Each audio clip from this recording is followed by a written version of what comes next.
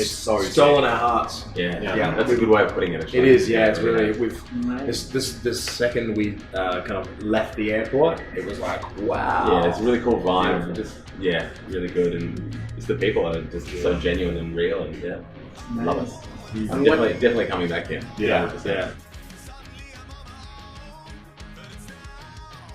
I feel like the audience here kind of reflects our attitude of performance, which is to have smiles on your faces and enjoy yourselves. And I don't know, it was like we always take pride in being entertainment and being happy and trying to project that to the crowd, and the fact that the crowd brought it back to us as well without really even needing to prompt, I think it was really awesome. So we were stoked. We take our music very seriously, and a lot of our songs are introspective or whatever, but live, it's fun. That's the reason we do it. It's the reason we perform and play. There's no reason to stand there and look at your instruments or look at your feet. We're not a shoegaze band. I think we're all very different. Yeah. My influences are like grunge and new metal, and Danny would be called dead listening to new metal. So. Never. That's probably the best thing, is the fact that we all listen to different stuff. Yeah, for me it was like Devin Townsend was like the biggest influence on me in terms of like getting into heavy music. No, influences are pretty varied. I come from a classical, like classical violin, classical piano sort of background, and then it was that, and then black metal, straight into black metal, and then from that went through sort of power metal and progressive, and now I listen to everything from sort of ethnic music to whatever. The metal influence is definitely Opeth, I think probably the largest metal influence, and then of course Metallica and Pantera, and then kind of like funk bass kind of stuff like Level 42 or some jazz fusion type things, and now at the moment it's kind of Celtic folk music. I think we bring a lot of different elements to the table, which is why you hear Voyager, which doesn't really sound like anything else. There's a lot to appreciate, in all styles, and I think that's something that's really important as musicians. If you want to grow, I think you have to find appreciation for sounds and styles that you may not necessarily gravitate towards straight away. For sure. So a lot of it's about self-discovery as well as discovering what else is out there.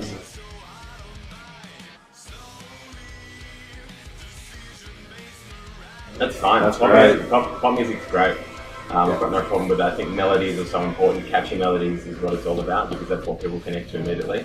And so what we try to do is have those catchy melodies and then have something a little bit more sort of complex on the bottom. So you can listen to it on two levels. On one, you can listen to it, like Hyperventilator, you can listen to it as a pop song. You can just go, I'm hyperventilating. But you can also listen to it as intricate things underneath that are going on. So for the music lover, that satisfies that urge. For the pop lover, it satisfies with just that, singing along urge.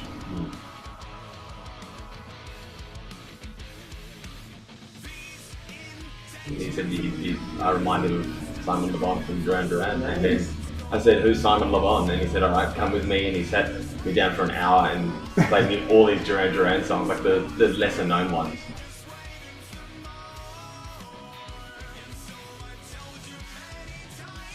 It's weird, I feel like prog is almost not... It's not really not the right term for us in a way, because we don't fit into any other category. We write pop songs, but we have this deep influence of progressive music underneath all of it that makes it more interesting than just a regular pop song. I almost feel that metal is the heart of Voyager. It's like we've all come together from metal. Sure. So then as that's been the foundation of the band. So then everything else that we listen to as we get older and as time goes on and our tastes change, they meld into that. But at the end of the day, the essence of it is still heavy. I think if you ask someone, do you like 80s pop? And they say yes. And say, do you like metal? And they say yes. And you go, well, you should check us out. I think you should listen to us because your mum won't tell you to turn it off. Yeah. I get messages all the time, people saying, I caught my mum listening to Voyager. Yeah, you know what? I think we've all progressed a lot. I think you'll see a lot of bands who release album 1 and album 10 will sound similar to album 1.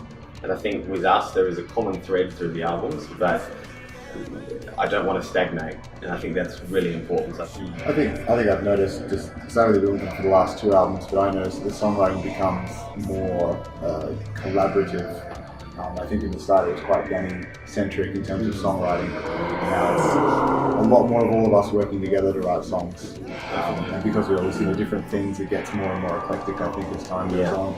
Yeah. So yeah, I think one reason you should keep listening to Voyager is because you don't really know what the next thing's going to sound like.